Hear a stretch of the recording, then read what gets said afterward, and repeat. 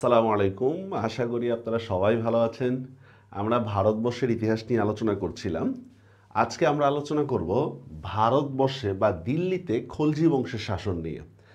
আমরা কিন্তু ইখতিয়ার উদ্দিন, মোহাম্মদ বিন বখতিয়ার খলজি বা গিয়াসউদ্দিন খলজি ওটা কিন্তু দিল্লিতে না, ওটা ছিল বাংলাতে। তা আমাদের আজকের আলোচনার বিষয় দিল্লিতে। এই খলজি বংশের একজন শাসক ছিলেন আলাউদ্দিন খলজি, যিনি ভারতের শ্রেষ্ঠ শাসকদের মধ্যে অন্যতম। ওনার জীবনীটা আসলে পড়ানো উচিত, যে কিভাবে উনি মুদ্রাস্ফীতি নিয়ন্ত্রণ করছে, বিভিন্ন দেশ জয় করার পর সেগুলোকে কিভাবে ব্যালেন্স করছে, উত্তর ভারতের ক্ষেত্রে তার নীতি ভিন্ন ছিল, দক্ষিণ ভারতের ক্ষেত্রে কেন তার নীতি ভিন্ন ছিল, ইত্যাদি সব আজকের ক্লাসে আলোচনার বিষয়বস্তু। প্রথমে দেখি আমরা যে বলবন, যে মামলুক শাসন, বলবন তার পুত্র কাই খসরুকে উত্তরাধিকার মনোনীত করলো। তার মৃত্যুর পরে অন্য আমিররা কি করে, কায়কোবাদকে ক্ষমতায় বসায়। তাকে যৌবনকাল পর্যন্ত অত্যন্ত কঠোর নিয়ম শৃঙ্খলার মধ্যে লালন পালন করা হয়েছিল। একজন রাজা যে হবে তাকে অবশ্য খুব কঠোর, রাজপুত বা রাজার পুত্র যারা, তাদেরকে কিন্তু অনেক কঠোর নিয়ম শৃঙ্খলার মাধ্যমে কিন্তু চলতে হয়। কিন্তু ক্ষমতা পাওয়ার পরে সে উশৃঙ্খল হয়ে ওঠে। মাত্র 2 বছরের মধ্যে পক্ষাঘাত রোগে আক্রান্ত হয়, প্যারালাইজড হয়ে যায়। পরে আমিররা তাকে সিংহাসনচ্যুত করে কায়কোবাদের 3 বছর বয়সী ছেলেকে কায়মুর্সকে সুলতান মনোনীত করে। এই সময় খলজি মালিকগণ ক্ষমতার কেন্দ্রবিন্দুতে চলে আসে। অনেক প্রতিকূলতার পর তারা কায়মুর্সকে সরিয়ে জালালউদ্দিন ফিরোজ খলজিকে ক্ষমতায় বসায়। এই যে জালালউদ্দিন ফিরোজ খলজি। এখন আর হচ্ছে বলবনি শাসন নাই, এখন খলজি বংশের কাছে শাসন চলে আসছে। আচ্ছা, এবার দেখেন জালালউদ্দিন খলজি। খলজিরা মূলত ছিল তুর্কিস্তানের লোক। তো আমরা তো জানি মামলুকরা তো তুর্কিস্তানেরই ছিল বেসিক্যালি। সেই সময় তুর্কি বংশোদ্ভূত হলো খলজি মুসলমানদেরকে তুর্কি মালিকরা সমপর্যায়ভুক্ত মনে করতেন না। মানে একটু বংশগত একটা গৌরব, জাতিগত গৌরব এটা মুসলমানের মধ্যেও ছিল। তারা তুর্কি, সবাই তুর্কি বংশোদ্ভূত, কিন্তু তাদের মধ্যে আবার কি আছে, ভেদাভেদ আছে। জালালউদ্দিন 70 বছর বয়সে ক্ষমতায় আসে। দেখেন বৃদ্ধ বয়সে আসছেন। তিনি কিছুদিন পূর্ব অন্যান্য আমিরদের সমকক্ষ ছিলেন, তাই তার সুলতান প্রাপ্তি অন্যান্য আমিররা মেনে নিতে পারেনি। হঠাৎ করে কেউ মনে করেন বেশি প্রমোশন পেয়ে গেছে, এটা কিন্তু অন্যরা মেনে নিতে পারবে না। এছাড়া অনেকে বলবনের বংশধরদের প্রতি অনুরক্ত ছিল, ঠিক শামসুদ্দিন ইলতুৎমিশের ক্ষেত্রে যে ঝামেলাটা হয়েছিল। সামাজিক এই প্রতিক্রিয়া সম্পর্কে তিনি বেশ ভালো করে জানতেন, তাই তিনি দিল্লির পরিবর্তে কিলুগুড়ি প্রাসাদে অভিষেক সম্পন্ন করেন এবং সেখান থেকে শাসন চালাতে থাকেন। তিনি বুঝতে পারেন যে আমি যদি দিল্লিতে যদি এখন ক্ষমতায় আসি, আমাকে কেউ মানবে না, কেউ বলবনের প্রতি অনুরক্ত, আবার অনেকেই হচ্ছে যে আমাকে চাই না, কারণ সবাই আমরা তুর্কি ছিলাম, খলজিদেরকে একটু নিচু পর্যায়ে মনে করে, ইত্যাদি ইত্যাদি। এরপরে কি পলিসি নেন দেখেন, যে 1 বছরের মধ্যে আমিরদের মনোভাব পরিবর্তন হয়। তার উদারতা তাকে জনপ্রিয় করে তোলে এবং আমিররা তাকে সাদরে বরণ করে নেয়। উনি ক্ষমতায় এসে এমন উদার মনোভাব এবং মানুষকে টাকা পয়সা বা যেই যে ফ্যাসিলিটিসগুলো দেওয়া দরকার এগুলো দেয়, ফলে আমিররা বলে যে ঠিক আছে, জালালউদ্দিন খলজি অমর রাহে, অমর রাহে। তিনি অধিকাংশ তুর্কি মালিককে শপথেই বহাল রাখেন, বিদ্রোহীদের পুনর্বাসনের ব্যবস্থা করেন। দেখছেন, এইটা কিন্তু একটা চিন্তার বিষয়, ঠিক আছে, এখনকার পলিটিক্সের সাথে মিলাইলে। বলবনের আত্মীয় মালিক চাজ্জুকে কারা মানিকপুরের গভর্নর নিযুক্ত করে, দেখছেন। তার মানে হচ্ছে আগের যারা শাসক ছিল তাদের যে আত্মীয় স্বজন, তাদেরকে কিন্তু হচ্ছে শাস্তি না দিয়ে পুনর্বাসন করে। এখন আপনি যদি বিদ্রোহী বা অপরাধী যে তাকেও যদি পুনর্বাসন করেন, তাহলে সবার ক্ষেত্রে হচ্ছে এই নীতিটা ঠিক হবে না। অনেকেই আপনার বিরোধিতা করবে, অনেকেই আপনার পক্ষে থাকবে, এই টাইপের। তার উদারতা অনেকের নিকট দুর্বলতা বলে বিবেচিত হয়। এই যে দেখছেন, এখানে একটা জিনিস মনে রাখবেন, সবসময় উদারতা দেখানোটা ঠিক না, ঠিক আছে। উদারতা অনেকের কাছে দুর্বলতা মনে হয়। 1921 সালে মালিক চাজ্জু বিদ্রোহ ঘোষণা করে। সুলতান পুত্র আরকলি খান এই বিদ্রোহ দমন করে চাজ্জু ও তার সহযোগীদের বন্দী করে সুলতানদের সামনে উপস্থিত করলে তিনি তাদেরকে ক্ষমা করে দেন। আরে আশ্চর্য, যে আপনার বিদ্রোহ করছে আপনার বিরুদ্ধে, তাকে আপনি ক্ষমা করে দিলে তো এটা আপনার কি বলে দুর্বলতা হিসেবে আমরা দেখব। আচ্ছা, ঠগি দস্যুদের প্রতিও তিনি ক্ষমতা থাকেন। এই ঠগি এরা মোটামুটি 1800 সালের দিকে হচ্ছে তারা ক্ষান্ত হয়, 1800 সাল। এরা মানে হচ্ছে ভারতের অনেক মানুষ মারছে। এরা করতো কি, বন্ধু সেজে যুক্ত হইতো, বন্ধু সেজে যুক্ত হয়ে গামছা দিয়ে মানুষ মেরে ফেলতো এই ঠগিরা। ইংরেজরা এসে পুরোপুরি এদেরকে দমন করে, তো এরা পুরো জনজীবন অতিষ্ঠ করে ফেলছিল, অথচ এদেরকে কি করে দেওয়া হচ্ছে, মাফ করে দেওয়া হচ্ছে। টোটালি একটা মানে সার্কাস। অথচ এরা জনজীবন বিপর্যস্ত করে তুলেছিল। তার এই উদার আচরণ খলজি মালিকদের অসন্তুষ্ট করে তোলে, এমনকি তারা প্রকাশ্যে সিংহাসনচ্যুত করার পরিকল্পনা করে। সুলতান সেই বিষয়ে নিশ্চুপ থাকে। বুঝতে পারছেন? তার মানে হচ্ছে কি, সবসময় উদারতা দেখানো ঠিক না। আমাদের অনেক মানে পলিটিক্যাল বিষয়ের সাথে কিন্তু অনেক কিছু মিলে যেতে পারে। এবার মোগল আক্রমণ প্রতিহত করতে গিয়ে তিনি দৃঢ়তার পরিচয় দেন। যাতে মাতাল হলে কি হয়েছে, তালে ঠিক আছে। 1292 সালে হালাকু খানের নাতি আবদুল্লাহ প্রায় 1.5 লক্ষ সেনা নিয়ে ভারতে আক্রমণ করে এবং সামান পর্যন্ত অগ্রসর হলে তিনি সাথে সাথে মোগলদের গতিপথ রোধ করেন। মজার বিষয় হচ্ছে, চেঙ্গিস খানের সময় মোগলদের যে পাওয়ারটা ছিল, এই সময়টা কিন্তু পাওয়ার এতটা ছিল না, অনেকটাই কমে গেছে, পিছু হটতে বাধ্য হয়। এই সময় কয়েক হাজার মোগল ইসলাম গ্রহণ করে ভারতে বসবাস শুরু করে। তার আমলে সফল অভিযান ছিল হচ্ছে দেবগিরি অভিযান। আর বিশেষ করে মোহাম্মদ বিন তুগলকের সময়টা আসলে আমরা এটা পড়বো। তবে এটা তার অনুমতি নিয়ে হয়নি, এটা করছিল তার জামাই আলাউদ্দিন খলজি। এই জন্য দেখেন 1295 সালে জালালউদ্দিন গোয়ালের শিকারে বের হলে আলাউদ্দিন দেবগিরি অভিযানের সংবাদ পান। তিনি দিল্লিতে ফিরে যান। দিল্লিতে আলাউদ্দিনের ভাই উলুগ খাঁ ছিলেন যথেষ্ট প্রভাবশালী। তিনি জালালউদ্দিনকে বুঝান যে আলাউদ্দিন এই কর্মকাণ্ডের জন্য অনুতপ্ত। দেখেন, আলাউদ্দিন খলজি কিন্তু তার সাম্রাজ্যের জন্যই হচ্ছে এই জায়গাটা দখল করছে, কিন্তু তিনি বুঝছে উল্টা।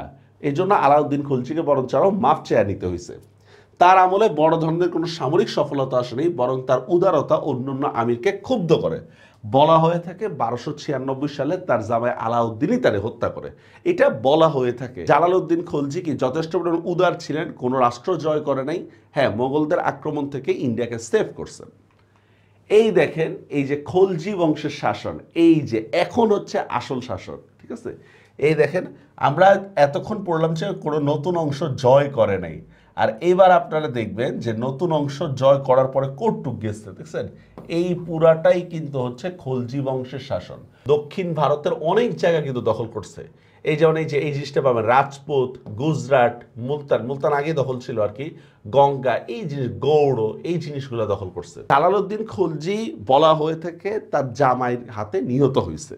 নিহত হওয়ার পরে একজন হত্যাকারীকে কেউ সাপোর্ট করবে? সহজে তো সাপোর্ট করবে না। তা আলাউদ্দিন খলজি বিষয়টা জানতো। এরপর আবার বলবনি যে শাসক, তার যে ছোট ছোট বাচ্চাগুলো ছিল, এগুলো তো এখন একটু বড় হয়েছে, ঠিক না? এদের প্রতিও কিন্তু একটা ভক্ত আছে। তো দেখেন উনি কিভাবে এগুলো মেনটেইন করছে, খুব ইম্পর্টেন্ট এই আলাউদ্দিন খলজি জীবনী সম্পর্কে। জালালউদ্দিনের মৃত্যুর পর আলাউদ্দিন ক্ষমতায় এসে বুঝলেন তাকে সহজে কেউ ক্ষমা করবে না, তারা কোনো না কোনোভাবে পূর্বে সুলতান হত্যার প্রতিশোধ দিবে। এদিকে জালালি আমির, মানে জালালউদ্দিন খলজির আমিরকে বলা হচ্ছে জালালি আমির। এদিকে জালালি আমিরদের সাথে পরামর্শ করে জালালউদ্দিন খলজির কনিষ্ঠ পুত্র রুকুনুদ্দিন ইব্রাহিমকে সিংহাসনে বসানো হয়। এমত অবস্থায় আলাউদ্দিন জালালি আমিরদেরকে, আলালি আমির আর জালালি আমির লেগে গেছে, জালালি আমিরদেরকে অর্থ ও বিভিন্ন উপঢৌকনের মাধ্যমে হাত করছেন। অঢেল মোহর দিয়ে বিরুদ্ধ ভাবাপন্ন আমিরদের মুখ বন্ধ করে দিছে। ফলে আমিররা রুকুনুদ্দিনের পক্ষ ত্যাগ করে আলাউদ্দিনের পক্ষ নিছে, ঠিক আছে? এবং আলাউদ্দিন বিনা বাধায় দিল্লিতে প্রবেশ করছে। কারণ কি, আমিররা পক্ষ ত্যাগ করছে। রুকুনুদ্দিন মুলতানে পালায় গেছে। আলাউদ্দিন রুকুনুদ্দিনের পক্ষের আমিরদের পুরস্কৃত করেন। আরে পুরা ভিন্ন না বিষয়টা? রুকুনুদ্দিনের পক্ষের আমিরদের পুরস্কৃত করেন এবং এতদিন যারা বিশ্বাসঘাতকরা তার কাছ থেকে টাকা নিচ্ছে তাদেরকে শাস্তি দেন। কেন? তার যুক্তি কি ছিল দেখেন, যে বিশ্বাসঘাতকরা যে কোনো মুহূর্তেই পক্ষ ত্যাগ করতে পারে। বরঞ্চ এত প্রতিকূলতার মধ্যেও যে আমিররা রুকুনুদ্দিনের পক্ষে ছিল, মানে যে হচ্ছে জালালউদ্দিন খলজির ছেলে, তা সেই আমিরদেরকে সে পুরস্কৃত করে, কারণ বিশ্বাসের একটা মূল্য আছে, দেখছেন? অভ্যন্তরীণ বিপদ সামলে নিয়ে তিনি বাহিরের দিকে দৃষ্টি দেন। মানে এখানে বাহিরের দিকে দৃষ্টি বলতে বোঝাচ্ছি আমরা হচ্ছে রাজ্য জয়ের কথা বলতেছে। হ্যাঁ, 1297-1307 পর্যন্ত মোট 7 বার মোগলরা আক্রমণ করে। তিনি বলবনের নীতি অনুসরণ করে মোগলদের আক্রমণ প্রতিহত করে। বলবনের নীতিটা কি? আক্রমণাত্মক নীতি। বুঝতে পারছেন বিষয়টা? মানে আক্রমণাত্মক নীতি। ওদের হচ্ছে কি, কোনো মানে ওদেরকে কোনো ছাড় দেওয়া যাবে না যে হ্যাঁ ওদের সাথে সন্ধি করে চলতে হবে। উত্তর পশ্চিম সীমান্তে দুর্গ নির্মাণ করেন। লাহোরের শাসক জাফর খান, গাজী মালিক এই গাজী মালিক নামটা মনে রাখেন, এর নামই হচ্ছে কিন্তু পরবর্তীতে হবে গিয়াসউদ্দিন তুগলক। পরবর্তী বংশধর কিন্তু তাদেরই। মোগল আক্রমণ প্রতিহত করেন আলাউদ্দিন খলজি। আক্রমণাত্মক নীতির কারণে মোগলরা পরবর্তীতে আর আক্রমণ করার সুযোগ পায়নি। এছাড়াও চেঙ্গিস খার সময়ের মোগলদের যে দাপটটা ছিল, দাপট কিন্তু অনেকটাই কমে গেছে। এরপর তিনি সাম্রাজ্য বিস্তারে মনোযোগী হন। গুজরাট, রণথম্বর, চিতোর, মালব ইত্যাদি জয় করে সমগ্র উত্তর ভারত তিনি পদানত করেন। এরপর তিনি দক্ষিণ ভারতের দিকে দৃষ্টিপাত করেন। এখানে ইন্টারেস্টিং একটা বিষয় হচ্ছে যে এইবার তিনি দক্ষিণ ভারত দেখতেছে। এর আগে দক্ষিণ ভারতের দিকে কোনো মুসলিম সম্রাট সেভাবে বড় ধরনের অভিযান পরিচালনা করেনি। এই দেখেন, এই যে আলাউদ্দিন খলজির অ্যাটাকিং মুডগুলো দেখেন, দেখছেন দিল্লি থেকে সে কোন কোন জায়গা জয় করছে দেখেন। এই যে ওয়াঙ্গল, তারপর দেখেন এই যে মান্ডু, রণথম্বর, চিতোর, গুজরাট। এই যে এই গুজরাটে ফার্স্টে অ্যাটাক করবে। এই দেখেন গুজরাটের পাশে কিন্তু হচ্ছে সমুদ্র, সোমনাথ, মানে এই জায়গা থেকে সে পুরো জায়গা ছড়াইছে। হ্যাঁ, এই যে পান্ডাস, মানে পুরো দক্ষিণ সাইডটাও কিন্তু সে দখল করছে।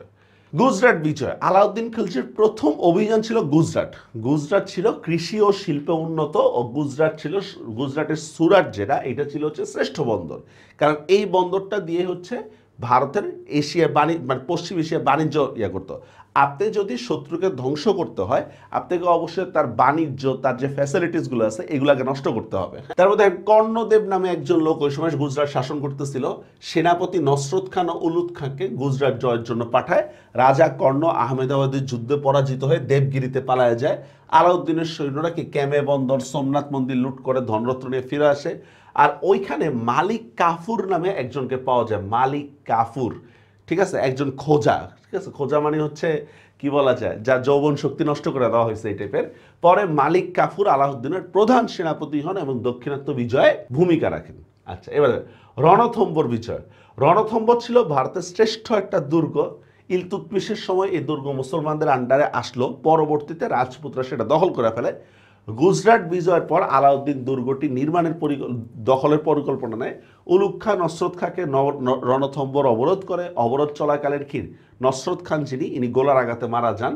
রণথম্বর রাজা হাম্মিদ প্রায় 2 লক্ষ সেনার নেতৃত্বে অভিযান পরিচালনা করে। উভয় পক্ষের মধ্যে ভীষণ যুদ্ধ হয়, অনেক ক্ষতি স্বীকার করতে হয়। এই সংবাদ দিল্লিতে পৌঁছালে এবার দেখেন রাজা নিজেই, মানে আলাউদ্দিন খলজি নিজেই কি করে আক্রমণ করা শুরু করে, মানে আক্রমণের জন্য প্রস্তুতি নেয়। এই সময় তার ভাতিজা আকাত খান কি করে, তাকে আক্রমণ করে। তার আগে আকাত খানকে হত্যা করে, তারপর হচ্ছে কি কয়েকটা বিদ্রোহ দমন করে আবার রণথম্বর আক্রমণ করে, মানে রিজার্ভ ফোর্স টাইপের। প্রায় 1 বছর রণথম্বর অবরোধ রাখার পরে তারপর দেখেন দিল্লির বাহিনী দুর্গ দখল করে। রানা হাম্মিদকে বা রাজা হাম্মিদ যে আছে তাকে পরিবার সহ হত্যা করা হয়। আচ্ছা, চিতোর বিজয়। মেবার ছিল রাজপুতের, মেবার রাজপুত এই জাতিটার কথা মনে রাখবেন। এরা কিন্তু খুব শক্তিশালী জাতি। রাজপুত তার অত্যন্ত শক্তিশালী রাজ্য। চিতোর ছিল মেবারের রাজধানী। চিতোর দুর্গটি পাহাড়ের উপরে অবস্থিত ছিল। চিতোর দখল না করা পর্যন্ত দিল্লির কোনো শাসকই নিজেদেরকে নিরাপদ মনে করতো না। আলাউদ্দিনের পূর্বে কেউ চিতোর জয় করবে এটা কেউ চিন্তাও করে নাই। তারপর দেখেন এই যে চিতোরের রানা রতন সিং আলাউদ্দিনের অধীনতা অস্বীকার করলে কি করে চিতোর আক্রমণ করে। মুসলমানদের আক্রমণের সিস্টেমটা কিন্তু ছিল একটু ভিন্ন, যে যা 3টা দাওয়াত দিবে, ইসলাম গ্রহণ করো, নয়তো জিজিয়া দাও, আর নয়তো ফাইট করো, কোনটা করবা। হ্যাঁ, এখন রাজপুতদেরকে যদি আপনি বলেন জিজিয়া দিতে অথবা ফাইট করতে, ইসলাম গ্রহণ করতে, তাদের কাছে এটা বড় অপমানের মনে হবে টিপের। শেষ পর্যন্ত আলাউদ্দিন কৌশলের দুর্গের প্রাচীর ভেঙে ফেলে। দেখেন প্রায় 7 মাস অবরুদ্ধ থাকার পরে রতন সিংহ আত্মসমর্পণ করে। কয়েকদিন চিতোর থাকার পরে পুত্র খিজির খানকে ক্ষমতা নিযোগ করে উনি দিল্লি চলে আসেন। মালব দেখেন এইভাবে মালবটাও জয় করছে। মালবের রাজাও কি আত্মসমর্পণ করতে বাধ্য হয়। তো এগুলো মোটামুটি ছিল হচ্ছে উত্তর ভারতের দিকগুলো ছিল, আমরা দেখব উত্তর ভারত মিলে। বা এবার দেখেন দক্ষিণ ভারত অভিযান বা দাক্ষিণাত্য। উত্তর ভারত বিজিত হওয়ার পরে দেখেন আলাউদ্দিন দক্ষিণাত্য বিজয়ের দিকে মনোনিবেশ করেন। এখন ইন্টারেস্টিং একটা পার্ট হচ্ছে দেখেন আগেও অন্যান্য মুসলিম রাজারা উত্তর ভারতে অভিযান পরিচালনা করছে এবং জয় হয়েছে। দক্ষিণ ভারতীয় কিন্তু তারা তেমন একটা ভাবে নেই। এখন দক্ষিণ ভারতগুলোও কিন্তু জয় হইতেছে। এখন আলাউদ্দিনের কাছে প্রচুর পরিমাণে টাকা আসতেছে। তো একটা রাজ্যে যখন টাকার পরিমাণ বেড়ে যায় তখন কিন্তু ইনফ্লেশন বা মুদ্রাস্ফীতি বেড়ে যায়। উনি কিন্তু এটাও কন্ট্রোল করে। এরপর হচ্ছে উনি উত্তর ভারতের পরিচালনার ক্ষেত্রে একরকম নীতি অবলম্বন করেন, দক্ষিণ ভারতের ক্ষেত্রে আরেক রকম নীতি অবলম্বন করেন। যেই ভুলটা হচ্ছে আবার মোহাম্মদ বিন তুগলক করছিল। মানে কি ভুল? আসেন সেই জিনিসটা আমরা একটু দেখি। দক্ষিণাত্যের এই ভৌগোলিক অবস্থার কারণে দক্ষিণাত্য বিজয় অসম্ভব ছিল। দক্ষিণাত্যে এই সময় 4টা হিন্দু রাজ্য ছিল, যেমন দেখেন দেবগিরি, তেলেঙ্গানা, দার সমুদ্র ও পাণ্ড্য রাজ্য। 1306 সালে মালিক কাফুরকে দেবগিরি অভিযানের নির্দেশ দেন। তিনি ছিলেন অত্যন্ত বিচক্ষণ। দেবগিরি প্রতি আধিপত্য প্রতিষ্ঠা হওয়ার পর দক্ষিণাত্য বিজয় শুরু হয়। 1306 থেকে 1312 সালের মধ্যে দক্ষিণ ভারতের 4টা অভিযান পরিচালনা করেন, 4টাই জিতছে। দেবগিরিতে কি হয়েছে? বিন্দের দক্ষিণে খলজি বাহিনীর সফলতা ছিল বিস্ময়ের। সেনাপতি মালিক কাফুর দেবগিরি রামচন্দ্রকে পরাজিত করে দেবলা দেবীকে বন্দী করে পুত্র খিজির খানের সঙ্গে বিয়ে দেন। রামচন্দ্র দিল্লিতে এসে অধীনতা স্বীকার করে সুলতানের সহযোগী হন। রাজা রামদেবের মৃত্যুর পর তার পুত্র শঙ্করদেব দিল্লিতে কর পাঠানো বন্ধ করে দেয়। দেখেন এখানে দেবগিরিটা না ডিরেক্টলি হচ্ছে সুলতান শাসন করতেছে না, কি করতেছে যে রাজার কাছ থেকে আনুগত্য নিয়ে তাকে শাসন করার অনুমতি দিচ্ছে। আচ্ছা, এবার দেখেন তার ছেলে দেয় না, শঙ্করদেব দেয় না। সুলতান আলাউদ্দিন মালিক কাফুরকে দেবগিরি আক্রমণে পাঠান। শঙ্করদেব নিজেকে রক্ষা করতে ব্যর্থ হন, ডিরেক্ট হত্যা করা হয় তাকে, কোনো ছাড় নেই। তেলেঙ্গানা জয় 1309 সালে মালিক কাফুর তেলেঙ্গানা আক্রমণ করে। দেবগিরি রামচন্দ্র তাকে রসদ দিয়ে সাহায্য করে এবং তেলেঙ্গানা যাওয়ার পথ দেখিয়ে দেয়। সুলতান বাহিনী দুর্গ অবরোধ করে। অনেকদিন অবরুদ্ধ থাকার পরে রাজা প্রতাপ সন্ধির প্রস্তাব দেন, কিন্তু মালিক কাফুর সন্ধিতে অসম্মতি জানায়। পরবর্তী তিনি দাবি জানান রাজা তার সব ধন সম্পদ এখন দিয়ে দিবে এবং প্রতি বছর দিল্লিতে কর পাঠাবে। রাজা শর্ত মেনে নেয়, মালিক কাফুর বিজয়। দার সমুদ্র জয় দেখেন 1310 সালে কি দার সমুদ্র বা হৈসেল রাজ্য আক্রমণ করে। রাজা বীর বল্লাল এই সময় দক্ষিণে বীর পাণ্ডের সাথে যুদ্ধে লিপ্ত ছিল, মানে ওরাই যুদ্ধে লিপ্ত ছিল। এই সুযোগে মুসলমানরা আক্রমণ করছে। কাফুরের আক্রমণের সংবাদ পেয়ে তিনি রাজধানীতে ফিরে আসেন। বীর পাণ্ড্য এবার কি করছে, তাকে সাহায্যের জন্য সেনা পাঠায়। চিন্তা করেন, আমরাই পিটাপিটি করতেছি দার সমুদ্র আর পাণ্ড্য রাজ্য, যে মুসলমানরা আক্রমণ করছে এবার ওরা দুইজন এক হয়ে গেছে, ঠিক আছে? মানে ক্ষমতার প্রশ্নে সবাই এক। যাই হোক, কিন্তু সুলতান বাহিনীর সাথে যুদ্ধ করে পারা যাবে না, এই জন্য কি কর প্রদানে প্রতিশ্রুতিবদ্ধ হয়। সেম দেখেন পাণ্ড্য রাজ্য, এর বিরুদ্ধে 1311 সালে কি পাণ্ড্য রাজ্য চালায়, মানে অভিযান চালায়। কাফুর প্রচুর ধন সম্পদ দিয়ে দিল্লিতে চলে আসে। উত্তর ভারতের সকল বিজিত রাজ্য আলাউদ্দিন সাম্রাজ্যভুক্ত করছে, মানে ডিরেক্ট শাসন করছে। কিন্তু দাক্ষিণাত্যে তিনি ভিন্ন নীতি অবলম্বন করেন। কারণটা কি দেখেন, অনুন্নত যোগাযোগ ব্যবস্থা, দিল্লি থেকে অনেক দূর, সরাসরি এসব কারণে সরাসরি দাক্ষিণাত্য শাসন করা পসিবল ছিল না। তাই এগুলো করদ রাজ্যে পরিণত হয়। করদ রাজ্য মানে বুঝছেন তো, মানে তুমি আমাকে কর দিবা, কর দেওয়ার পর দেশ পরিচালনা করো, কোনো সমস্যা নেই। পরাজিত রাজাদের তিনি রাজ্যের শাসনে বহাল রাখেন। শক্তির দাপটে তিনি অসম্ভবকে সম্ভব করতে চাননি। মনে করেন আপনি এখন বাংলাদেশে বসে যদি চিন্তা করেন ইংল্যান্ডকে আমি প্রত্যক্ষভাবে শাসন করব, টোটালি ইম্পসিবল, ঠিক না? আপনি ইংল্যান্ডকে কখনোই মানে এত দূরে শাসন করা পসিবল না। ঠিক এই জিনিসটাই হচ্ছে আলাউদ্দিন খলজি করে নেই, হ্যাঁ, যে আমি উত্তর ভারত বা দিল্লিতে বসে দক্ষিণ ভারত পুরোটা হচ্ছে আমি শাসন করব, ডিরেক্টলি শাসন করব, কারণ ভারত তো আর ছোট কোটো রাজ্য না। আচ্ছা, এবার মজার কিছু আছে দেখেন। শাসন কার্য পরিচালনা খুব ইম্পর্টেন্ট, যে উনি কিভাবে এই এত প্রতিকূল শাসন ব্যবস্থাটা কিভাবে সামলাইছে। দেখি আমরা, আলাউদ্দিন খলজি শাসন ক্ষমতায় আসার আগে মালিকরা ঘন ঘন বিদ্রোহ করত, মানে মালিকরা বলতে আমিররা। তিনি এই বিদ্রোহের 4টা কারণ খুঁজে পান। 1 নম্বর দেখেন শাসন বিষয় সুলতানদের অমনোযোগিতা, কারণ শাসন। 2 নম্বর দেখেন আমিরদের পারস্পরিক আত্মীয়তা ও সামাজিক মেলামেশা। 3 নম্বর দেখেন মদ খাওয়া, সম্পদের প্রাচুর্য। ইনি 4টা জিনিস কন্ট্রোল করতে কিভাবে দেখেন। শাসন বিষয়ে অমনোযোগিতা দূর করার জন্য তিনি শাসন বিষয়ে তীক্ষ্ণ নজর রাখা শুরু করেন। খাসমহল কিংবা দরবারে নিদ গীত আমোদ প্রমোদের ব্যবস্থা সুলতান কমিয়ে দেন, যে ঠিক আছে মেয়ে নিয়ে বাইজি নাচবো, এগুলো সুলতানদের চলবে না। শাসন বিষয়ে সুলতানের চরম কর্তৃত্ব প্রতিষ্ঠিত হয়। আমিরদের মধ্যে দেখেন সুলতান আইন করে আমিরদের মধ্যে পারস্পরিক আত্মীয়তা, অমুকের ছেলের সাথে তমুকের মেয়ের বিয়ে, এগুলা নিষিদ্ধ করেন, একবার আইন করে। সামাজিক বৈঠক করতে গেলে সুলতানের অনুমতি নিতে হবে। তিনি দেশে কঠোর গুপ্তচর প্রথা চালু করেন, যে কোনো ধরনের সংবাদ 24 ঘন্টার মধ্যে সুলতানকে জানাতে হবে। ফলে আমিররা একান্ত প্রয়োজন হলে মুখে কথা না বলে আকার ইঙ্গিতে ব্যক্ত করতো, মানে যেটাকে আমরা বলি বাক স্বাধীনতা পুরোপুরি হরণ করে ফেলছে, কিচ্ছু করার নাই, সবাই বাক স্বাধীনতার যোগ্য না। আচ্ছা, ফলে ষড়যন্ত্রের সামান্যতম সম্ভাবনাও কি একবারে পুরোপুরি শেষ। আচ্ছা, মদ পান, সুলতান নিজে মদ পান ছেড়ে দেয়।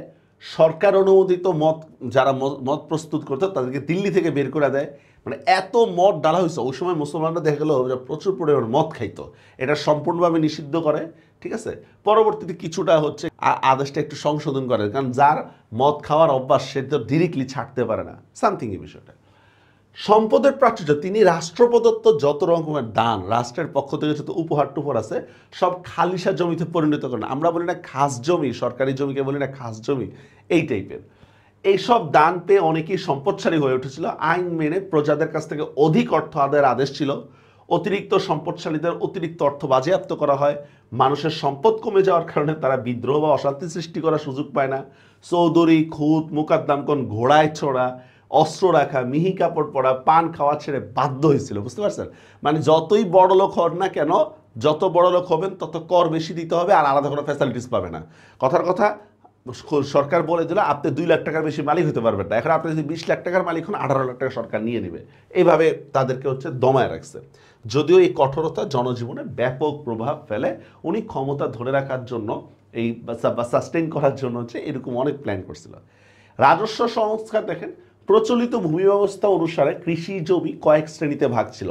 খালিসা জমি রাজস্ব সরাসরি রাজকোষে জমা পড়তো।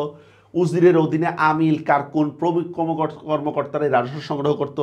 কিছু জমি ইজারা নিয়ে ইক্তাদারগণ, ইক্তাদার মানে বুঝছেন তো, ওই যে মনে করেন ডিসি, সোজা কথা হচ্ছে ডিসির কথা বলতেছি আমরা, ইক্তাদারগণ ভোগ করতো। এই জমির খরচ বাবদ উদ্ধৃতাংশ কেন্দ্রীয় রাজকোষে পাঠাতে বাধ্য ছিলেন, তবে এরা নানা অজুহাতে সব রাজস্বই ভোগ করত। স্বাধীন হিন্দু রাজাদের অনেকে সুলতানের বশ্যতা স্বীকার করে। এরা রাজস্বের নির্দিষ্ট অংশ সুলতানের কোষাগারে জমা দেওয়ার শর্তে কিছু ভূমি দখল করত। এছাড়া কিছু জমি দান বা উপহার হিসাবে দেওয়া হয়েছিল।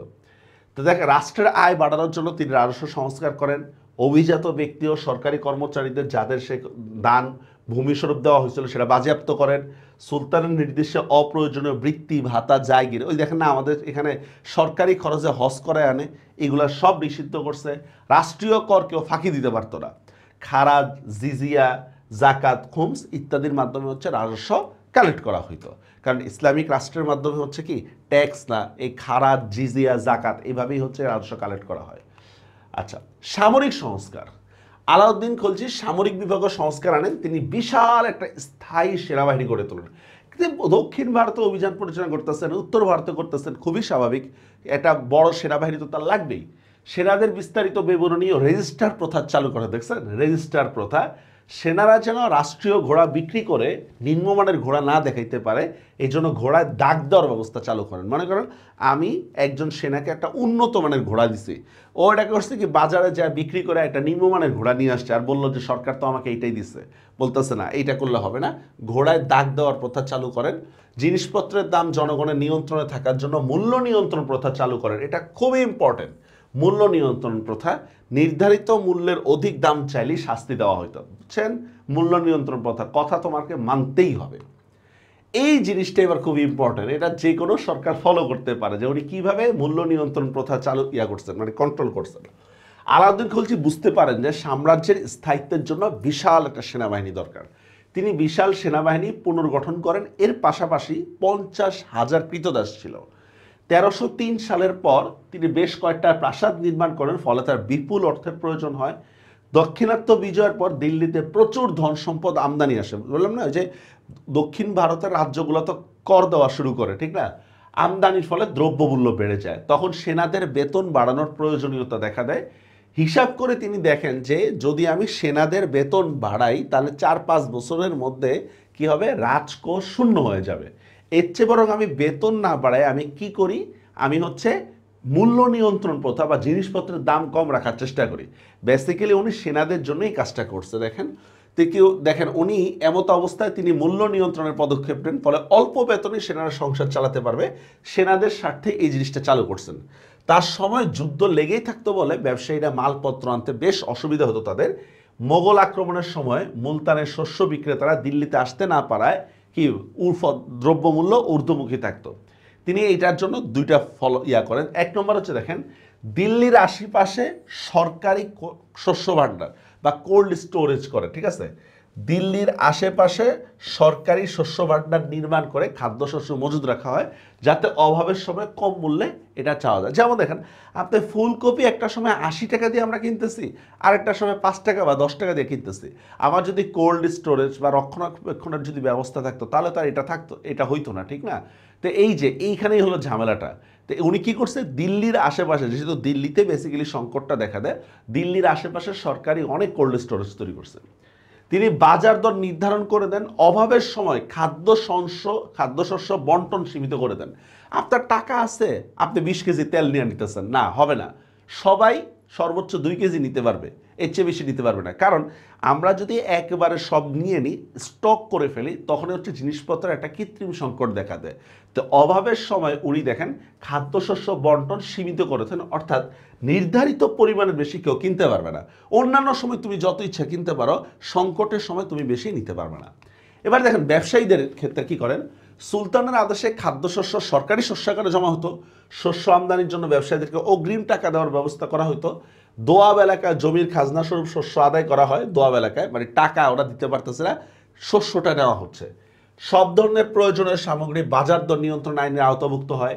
বাজার দর নিয়ন্ত্রণের জন্য ব্যবসায়ীদের তালিকা করা হয় এবং তাদের পরিবারকে আবার দিল্লিতে বসবাস বাধ্যতামূলক করা হয়। বুঝা গেছে বিষয়টা? মনে করেন আমি বাংলাদেশের ব্যবসায়ীদেরকে যদি বলি তোমাদেরকে বাংলাদেশে বসবাস করতে হবে মাস্ট, তাহলে কিন্তু তারা অনেক ক্ষেত্রে দুর্নীতি করার সুযোগটা কম পাবে। যে যদি বাই চান্স দুর্নীতি করিয়া ধরা পড়ি, তাহলে আমার বউ পোলাপানের উপর দিয়ে কিন্তু মানে হচ্ছে ধকল যাবে। কিন্তু বাংলাদেশের ব্যবসায়ীরা করে কি, বা দুর্নীতিবাজগুলো করে কি, বউ পোলাপানের আগেই বিদেশ পাঠায় দেয়। এই টাইপের তাদের পরিবারের দিল্লিতে বসবাস বাধ্যতামূলক করা হয়। বাজার দর তদারকের জন্য সুলতান আলাউদ্দিন দেওয়ানি রিয়াসাত ও শাহানাই মন্ডি উপাধিধারী 2 জন অফিসার নিযুক্ত করেন। তারা ঘুরে ঘুরে বাজার দর পরিদর্শন করত এবং আইন ভঙ্গকারীকে কঠোর শাস্তি দিত। যে বেশি দাম চাবে, যে অতিরিক্ত বাজার করবে, কঠোর শাস্তি দিত। জিনিসপত্রের দাম কমে যায়, খাদ্যশস্যের দাম নির্দিষ্ট ছিল। সুলতান নিজেও মাঝে মধ্যে বাজার তদারক করতেন। তিনি বাজার দর পরীক্ষার জন্য বাজার থেকে জিনিসপত্র ক্রয় করাতেন এবং ওজন কম বা বেশি হলে দুরাদির পিটা, ঠিক আছে? তবে এই মূল্য নিয়ন্ত্রণ কেবল দিল্লি ও আশেপাশে ছিল, কারণ যেহেতু রাজধানী এবং এখানেই মেইন সংকটটা ছিল এটার মধ্যেই। এর মাধ্যমে তিনি মুদ্রাস্ফীতি রোধ করতে কি সমর্থ হন। 1316 সালে তিনি মারা যান। তো এই গেল সুলতান আলাউদ্দিন খলজি সম্পর্কে বিস্তারিত আলোচনা। অনেক তথ্য এবং আমাদের বর্তমান সময়ে রাষ্ট্র পরিচালনার ক্ষেত্রে অনেক কিছু জানার আছে আলাউদ্দিন খলজির জীবনী থেকে। তা আমরা যখন মানে জীবনীগুলো পড়ি বা পলিটিক্যাল সায়েন্সে এগুলো পড়ি, আমরা ইউরোপে কে কী করছে এগুলাই দেখি, অথচ আমাদের কাছে কিন্তু অনুসরণ করার মতো এক্সাম্পল কম না। আর আমাদের দেশের মানসিকতা আর ইউরোপের দেশের মানসিকতা দুইটা কিন্তু এক না। তো যাই হোক, দেখা হবে পরবর্তী ক্লাসে ইনশাল্লাহ তুগলক বংশের শাসন নিয়ে। ততক্ষণ সবাই ভালো থাকবেন। আল্লাহ হাফেজ।